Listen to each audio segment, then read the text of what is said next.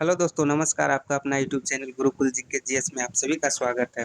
आज हम लोग पढ़ने वाले हैं खिलजी वंश के बारे में, जिसका शासनकाल क्या है? 1290 से लेके 1320 तक, लगभग 30 वर्षों का शासनकाल है। इससे पहले हम लोग हम्म, भारत पर मुस्लिम आक्रमण और गुलाम वंश के बारे में पढ़ चुके हैं। तो अगर वो वीडियो नहीं देखें तो वीडियो के जाके प्ले लिस्ट में देख लीजिए, और चैनल पे नए हैं तो चैनल को सब्सक्राइब कर लीजिए, ताकि जो भी नया वीडियो आए वो आपको आसानी से मिलता रहे। तो चलिए वीडियो को शुरू करते हैं। आपसे बोल रहा है कि गुलाम वंश के पश्चात वर्ष 1290 में खिलजी वंश की स्थापना किसके द्वारा की गई थी? तो ये आपका हो जाएगा जलाल उद्दीन फिरोज शाह खिलजी के द्वारा। तो आपसे प्रश्न पूछेगा कि खिलजी वंश की स्थापना किसके द्वारा की गई थी? तो ध्यान में रखिएगा, जलाल उद्दीन फिरोज शाह खिलजी के द्वारा। आगे आपसे बोल रहा है कि रक्त और लौह की नीति को त्याग कर शासन के उदार नीति का अनुसरण करने वाला दिल्ली का प्रथम सुल्तान कौन था? तो ये हो जाएगा आपका जलालुद्दीन फिरोज शाह खिलजी।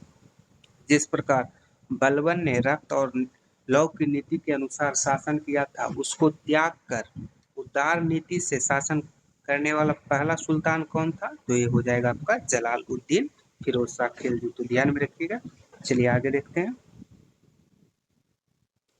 वर्ष 1296 में कड़ा में जलालुद्दीन खिलजी की हत्या किसने की थी? तो ये आप सभी को पता होगा। जलालुद्दीन खिलजी की हत्या किसने की थी? तो ये आपका हो जाएगा अलाउद्दीन खिलजी ने। और आगे देखते हैं। आगे आपसे बोल रहा है कि जलालुद्दीन खिलजी की हत्या के पश्चात अलाउद्दीन खिलजी ने अपना राज्याभिषेक कहाँ करवाया था? तो इसका आंसर हो जाएगा बलबन के लाल महल में। तो आपसे प्रश्न पूछेगा कि अलाउद्दीन खिलजी का राज्याभिषेक कहाँ हुआ था? तो इसका उत्तर हो जाएगा बलबन के लाल महल में। चलिए आगे देखते हैं। आगे बोल रहा है कि अलाउद्दीन खिलजी एक साम्राज्यवादी शासक था। वह विश्व विजय प्राप्त करने के साथ साथ एक नए धर्म की स्थापना करना चाहता था। तो ध्यान में रखिएगा, अलाउद्दीन एक बहुत ही दूरदर्शी शासक था, और वो अपना साम्राज्य को विस्तार करना चाहता था, और साथ ही एक नए धर्म की स्थापना करना चाहता था। तो चलिए आगे देखते हैं। राज्याभिषेक के पश्चात सिकंदर ए सानी या द्वितीय सिकंदर की उपाधि किसने धारण की थी? तो ये आपका हो जाएगा अलाउद्दीन खिलजी ने। अलाउद्दीन खिलजी ने अपने आप को क्या बोलता था? कि हम सिकंदर द्वितीय हैं। ये दुनिया पे राज अपना स्थापित करना चाहता था। तो ध्यान में रखिएगा कि सिकंदर द्वितीय की उपाधि किसने धारण किया था? तो ये हो जाएगा आपका अलाउद्दीन खिलजी ने। चलिए आगे देखते हैं। सुल्तान बनने के पश्चात अलाउद्दीन खिलजी ने प्रथम आक्रमण किस शासक पर किया था? तो ये हो जाएगा आपका रायकर्ण पे। और ये कहाँ के शासक थे? तो ये गुजरात के शासक थे। तो ध्यान में रखिएगा, कोई भी पहला रहता तो ये आपसे एग्जाम में आने की संभावना ज़्यादा रहता। तो ध्यान में रखिएगा कि सुल्तान बनने के पश्चात अलाउद्दीन खिलजी ने प्रथम आक्रमण किसके शासक पर किया था, या कौन से शासक पे किया था? तो ये हो जाएगा आपका रायकर्ण पे, और ये गुजरात का शासक थे। चलिए आगे देखते हैं वीडियो में। वर्ष 1303 में अलाउद्दीन खिलजी के द्वारा चित्तौड़ पर आक्रमण के समय वहां के शासक कौन था? तो ये कौन थे? राणा रतन सिंह। तो ये तो आप सभी को पता होगा। ये एग्जाम में भी कई बार प्रश्न पूछा गया है कि चित्तौड़ पे आक्रमण किसने किया था? तो ये हो जाएगा आपका अलाउद्दीन खिलजी ने। और जिस टाइम अलाउद्दीन खिलजी ने चित्तौड़ पे आक्रमण किया था, उस टाइम वहां के शासक कौन थे? तो राणा रतन सिंह थे। तो ध्यान में रखिएगा। चलिए अगला प्रश्न देखते हैं। विंध्याचल पर्वत श्रेणी को पार कर दक्षिण भारत पर आक्रमण करने वाला दिल्ली सल्तनत का प्रथम सुल्तान कौन था? तो ये भी आपका हो जाएगा अलाउद्दीन खिलजी। आपसे बोल रहा है कि दिल्ली सल्तनत का वह कौन प्रथम सुल्तान था जो दक्षिण भारत पर आक्रमण किया था? तो ये हो जाएगा अलाउद्दीन खिलजी। तो ध्यान में रखिएगा, आपसे प्रश्न इस प्रकार पूछा जाता है कि दक्षिण भारत पर सर्वप्रथम किसने आक्रमण किया था, तो ये हो जाएगा अलाउद्दीन खिलजी ने। चलिए आगे देखते हैं।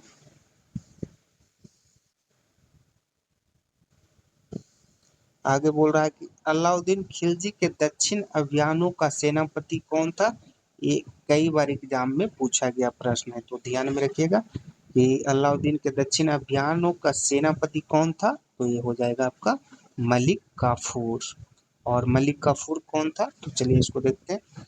अलाउद्दीन का सेनापति मलिक काफूर गुजरात विजय के दौरान नुसरत खां के द्वारा 1000 दिनार में खरीदा गया था, इसलिए उसे हजार दिनारी भी कहा जाता था।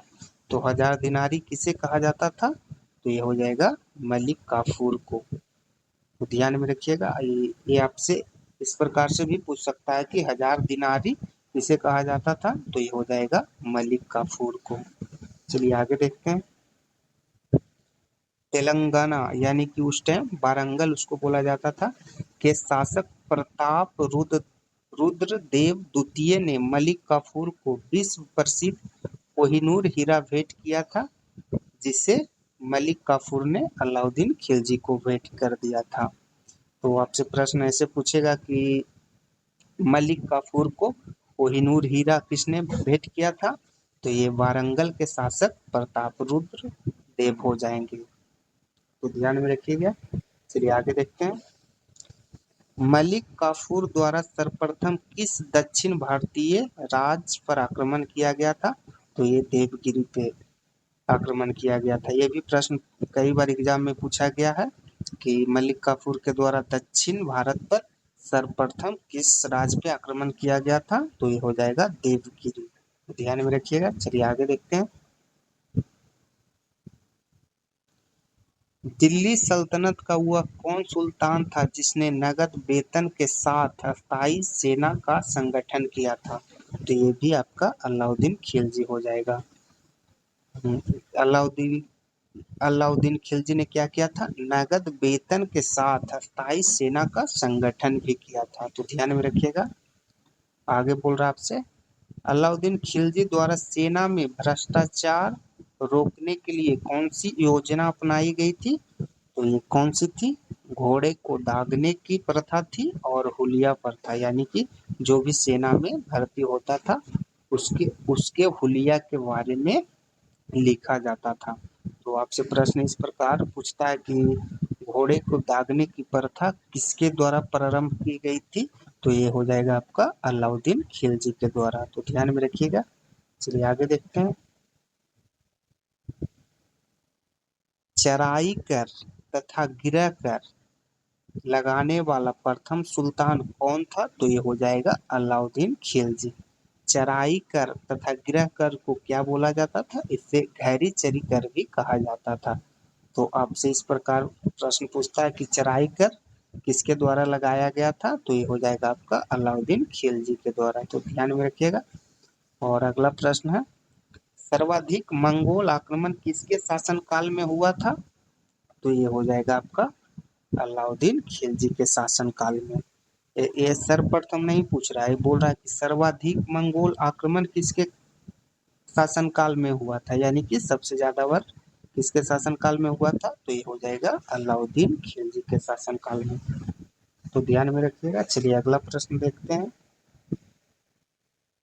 आगे बोल रहा है, दिल्ली सल्तनत का वह प्रथम सुल्तान कौन था जिसने स्वयं को खलीफा घोषित किया था, तो ये क्या हो जाएगा, मुबारक शाह खिलजी। मुबारक शाह खिलजी अपने आप को क्या घोषित किया था, तो ये अपने आप को खलीफा घोषित किया था। तो ध्यान में रखिएगा। चलिए आगे देखते हैं।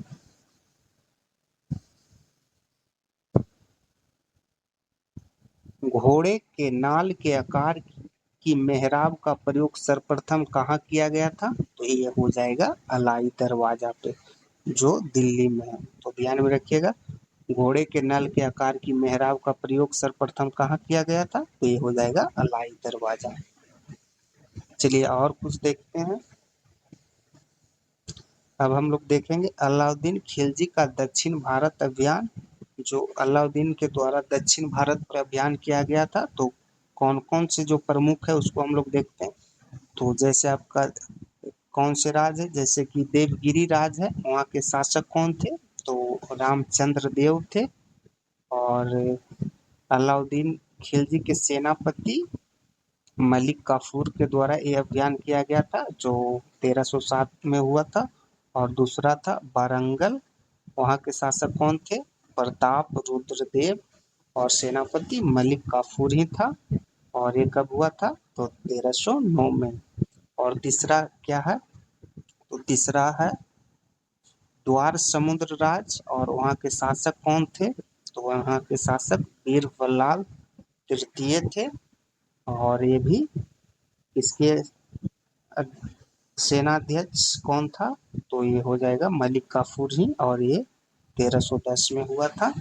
और एक राज और है पांड्य, और वहाँ के शासक कौन थे? तो वहाँ के शासक वीर पांड्य थे। और वहाँ ये भी सेनापति कौन था? मलिक काफूर ही। और ये अभियान 1311 ईस्वी में हुआ था। तो ये सभी कुछ इम्पोर्टेंट है, तो इसको ध्यान में रखिएगा, कभी कभी पूछ लिया जाता है।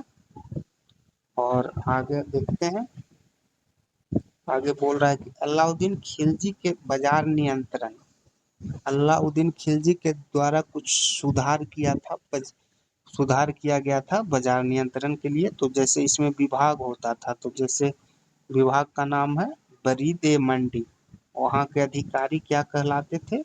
तो बरीद ए मंडी के अधिकारी बाजार निरीक्षक कहलाते थे। और एक था सहना ए मंडी, वहाँ के अधिकारी क्या कहलाते थे? बाजार अधीक्षक। और दीवाने रियासत है, इसका मुख्य अधिकारी को क्या बोला जाता था? तो इसका मुख्य अधिकारी को बाजार नियंत्रक बोला जाता था। और एक और विभाग था मनहैयान, इसके अधिकारी को गुप्तचर बोला जाता था। तो ये सभी कुछ महत्वपूर्ण प्रश्न थे जो हम लोग डिस्कस किए हैं। अगर वीडियो अच्छा लगा हो तो वीडियो को लाइक कर दीजिए, और चैनल को सब्सक्राइब नहीं किए हैं तो चैनल को सब्सक्राइब कर लीजिए, ताकि जो भी वीडियो आए वो आपको मिल जाए। और फिर मिलते हैं नेक्स्ट वीडियो में, तब तक के लिए धन्यवाद।